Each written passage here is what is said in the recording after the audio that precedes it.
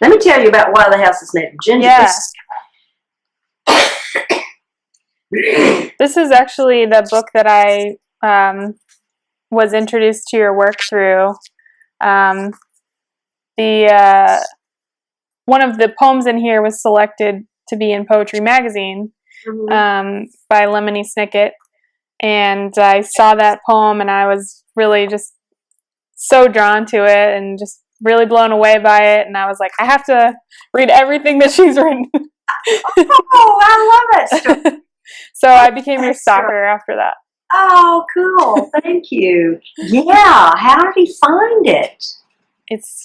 How did he find it? And they're only like 4, it's not very long, and there are only 4 contemporary poems in there. My poem follows Carl Sandburg, of all things. So I just wonder, it's a good sign. I guess. If you like Carl Sandburg. Well, I do, in a way. This was came together. I had some poems. I had one poem about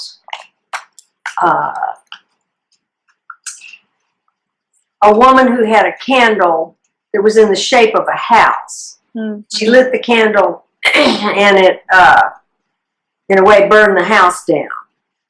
And her name wasn't Gretel in the poem at all. In German, Gretel just means girl, and Hansel means boy. So in German, you're just saying the girl, the boy, and that's the way I think of it now. Cool. So this woman who is just is an ordinary woman in her kitchen cooking or something, and she burns this candle, burns all the way down. And I thought, that's kind of like the gingerbread house. And then I had some other poems about that woman, but she wasn't Gretel. And then somewhere else, I was writing these poems that were jazz riffs off of the Hansel and Gretel story. Or I was just writing Hansel and Gretel poems. For some reason, that kind of took me over. And I was writing some Hansel and Gretel poems and didn't know what to do with them. Went to the jazz festival and heard Delphio Marsalis. And he's a trombone player, Marsalis. And he had was composing some pieces that turned into a CD called Pontius Pilate Speaks or something like that. And it was just the first 2 lines of the first piece that he played, and then he said, I'm working on this, and I'm writing the story of the crucifixion, but I could tell that what he did was not go through and piece by piece tell the story like this is your first assumption, right? You know, you just go and you tell all the episodes you make a song about. No, every one of them was a riff off of particularly a character. Now this is really obvious once you think of it. Like, say you're a composer and you make any kind of song you want. Think, what's Mary Magdalene's song going to sound like? You know, she's going to drag her old ass on the stage and pull her dress down. And you think of another character. You know, here's Mary, and, you know, she's got a totally different song, and etc. He did that. And I thought, this is what to do with Hansel and Gretel. I don't have to tell the story. Everybody knows the story. Or people actually tend to think they know the story, but when I say tell me the story, they only make it about 2/3 of the way through. But they know the witch goes in the oven and gets burned up. Some people remember the cage Hansel's in. Mm-hmm. But so then I, at some point, saw that all the other poems about the woman who burned the candle and the Gretel, the poems that I had been calling the Gretel poems, actually were a sequence. And that the woman with the candle her kids are growing up, and she is overtaken by this fairy tale. And by now, I've made her name Gretel, this woman. She's not Gretel in the fairy tale. Her name just happens to be Gretel. So I go back and I change all those names from she to Gretel. Mm-hmm. And I hope I wouldn't call her Cindy or something like that. But she, she's taken over by the story. A voice starts speaking in her head, and she doesn't want to hear it. You know, she knows she's not really here. And she's trying to cook, and she hears this voice that says, "You learned this from the witch." Huh. And it just pesters her more and more. And finally, she just utterly gives up and lets the story take over. And then the story goes along with the jazz riffs, like I was talking about. And then when it's time for Gretel to kill the witch, I thought, Gretel is a good little girl. And this is why she's been so successful in the witch's kitchen, is she does everything the witch says. She makes an A on every cake, you know. She is the well-behaved good one. And now, all of a sudden, to save her life and her brother's, she has to murder somebody. So what if you take this, you know, this is a 12-year-old, 13-year-old girl, and she's always been the really good little girl, Pris, and now you say, I'm sorry, it's time for you to murder somebody. I love that you think this is funny. I think it's funny. You're laughing too. and so at that point, the line in the book almost quit being about Hansel and Gretel, and there's this middle poem about Rockabye Baby. Mm. The Rockabye Baby song, which, if you think about the Rockabye, you know, Hansel and Gretel have some terrible adventures, and then they go home and they don't live happily ever after. Yeah. It never says they lived happily ever after, unless it's Disney. But, you know, the old versions, that's one where they don't live happily ever after. And Rockabye Baby, the baby falls out of the tree in the cradle, and the baby dies, right? We rock our children to sleep. When the bell breaks, the cradle will rock. When the bell breaks, the cradle will fall, and down with the baby cradle and all. Good night, dear. It's totally messed up. So it falls up. It like her self has to fall apart. That falls apart in the middle. And it's like what you were talking about when the poem is about the woman cooking. They tend to look like this. Mm-hmm. Longer lines, sometimes longer stanzas. And then when it gets into the Gretel part, when it goes into the pure story part, look, tiny lines, 3-line stanzas. That's real tight. Mm-hmm. And I try not to use any 3-syllable words. And I think I managed not to use any 4-syllable words, and there are a few 3s, but I was trying to make it kid language, mm-hmm. because that makes it scarier, and because also the fairy tale is in kid language, although fairy tales, like you probably know this, aren't written for children anyway. Yeah. But then when her personality starts falling apart, mm-hmm.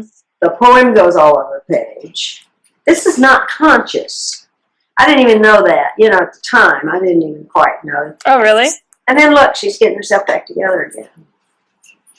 So you didn't do that on purpose? That kind of organically happened? Yeah, more or less. Mm. When I was doing that Rockabye Baby poem,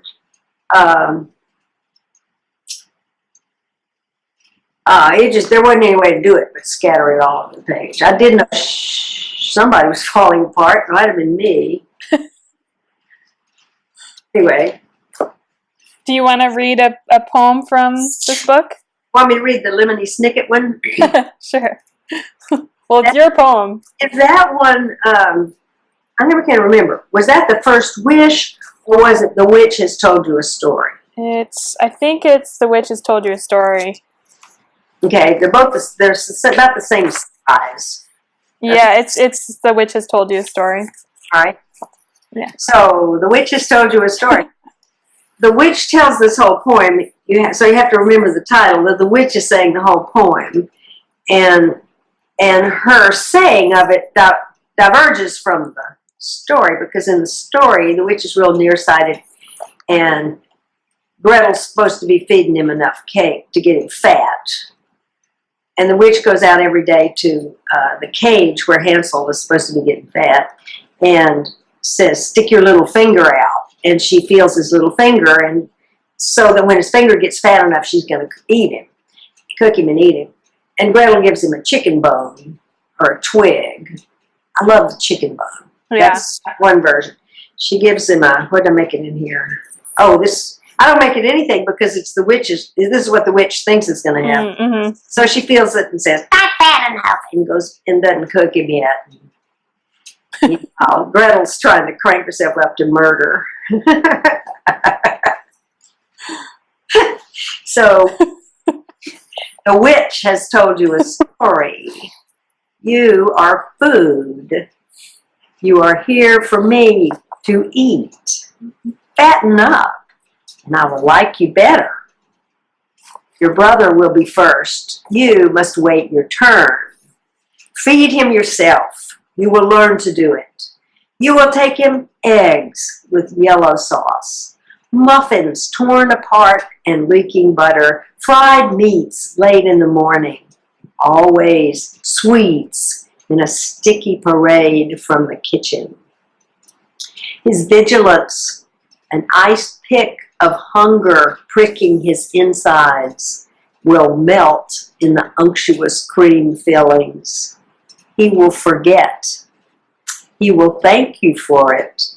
His little fingers stuck every day through cracks in the bars will go sleek and round.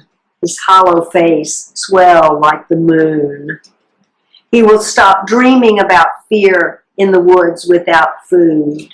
He will lean toward the maw of the oven as it opens every afternoon, sighing better and better smells. I love that poem. So Lemony Snicket put it in a portfolio of poems for children. Actually, he called it Poems Not Written for Children, but which some children might like. Yeah. Which is pure Lemony Snicket talk. Totally. And this poem has especially, I want to show you something about these lines and stanzas. Most of it, the middle part, is 4-line stanzas. And the lines are relatively short. And the ends of the lines are almost never the end of the sentence. Mm-hmm.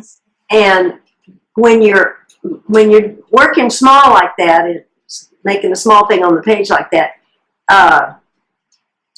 the reader sees a lot in it. You see it more. Yeah. And it allows you to stick the end of one sentence on the beginning of another, and you get, here's the best one. This is the best one, I think, in the whole collection. One sentence is, his little finger stuck every day through cracks in the bars will grow sleek and round, his hollow face swell. Okay, that's one stanza. That makes sense all by itself. The next line, his hollow face swell like the moon. Then the next sentence is, he will stop dreaming about fear in the woods without food. He will lean toward the wall of the oven as it opens. But the first line of this stanza is, his hollow face swell like the moon. Like the moon, he will stop dreaming.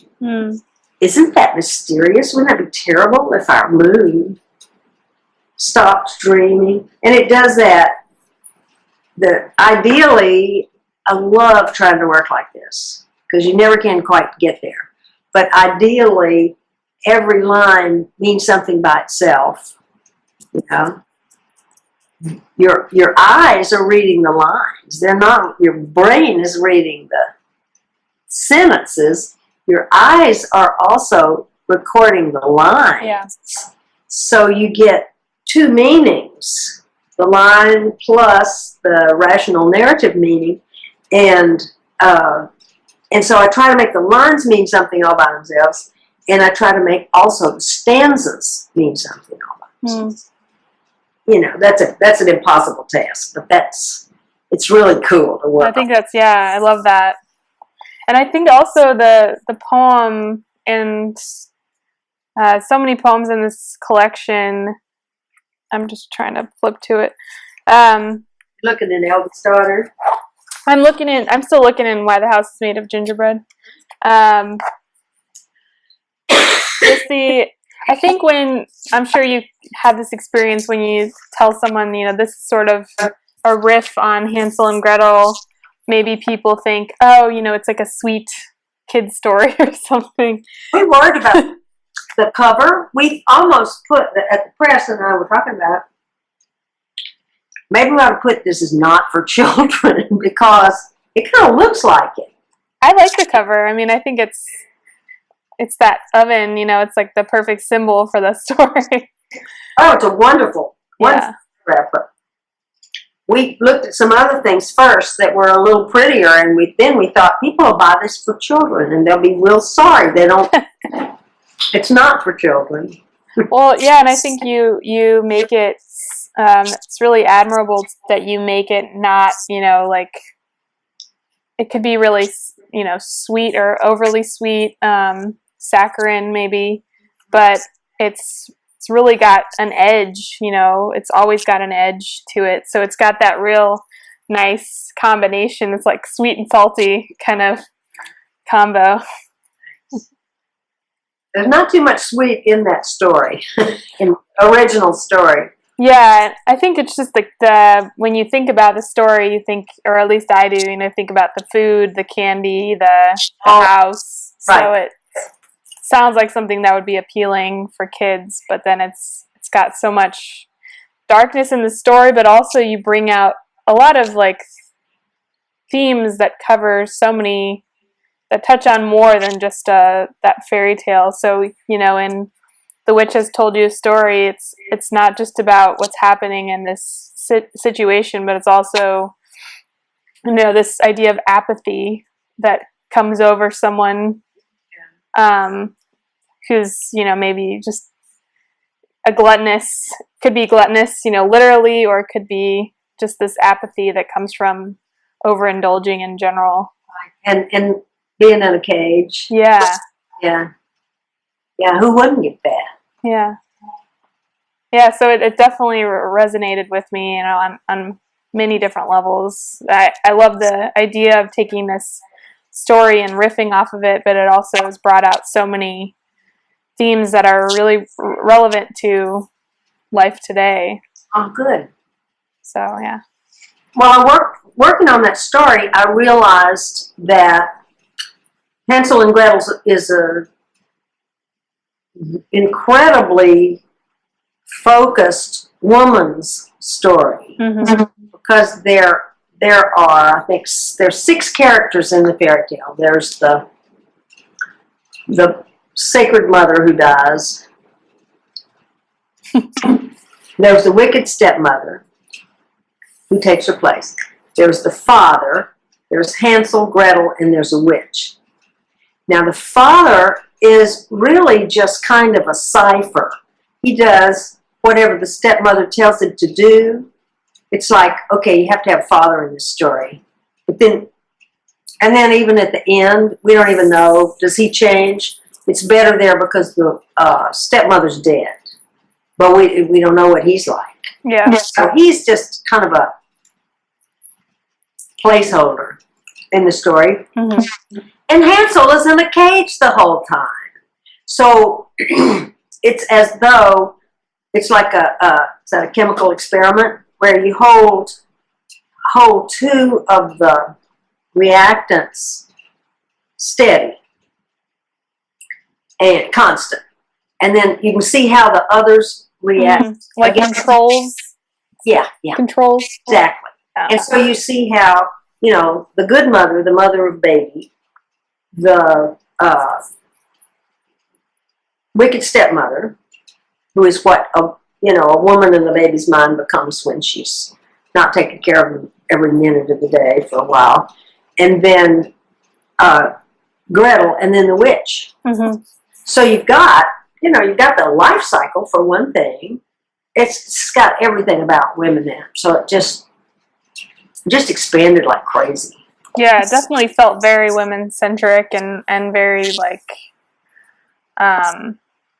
Gretel doesn't feel like a little girl, like the challenges that she has to face, it doesn't feel kiddie at all. Yeah. So. What's that? I said, poor thing. I know. But make some good poems. Oh, yeah. It's a great story. Yeah. It's all over the world, too, in different inflections. Cool. Like, there's a whole cycle in Russia called Vasilisa. Mm-hmm. You've heard of Vasilisa? Vasilisa the Beautiful. And their witch is called Baba Yaga. Mm-hmm. Yeah. And Baba Yaga's got chicken bones all over the place, too. She has a house that stands up on chicken bones. Oh, wow. That's funny. It'll sit down when she's ready for a house to go somewhere. It stands up and walks. Fence made of human bones. But Vasilisa also simply means beautiful. Mm. So she's, in a way, the girl. She's like Beauty and the Beast. Yeah. Beauty doesn't have a name. No. Vasilisa's just beautiful. That's not a name. Mm. So interesting. Types. You see them from a big distance. I love fairy tales. Oh, yeah. And I love the idea of taking something and kind of repurposing it or making it your own from a classic story. Uh-huh. It's really cool.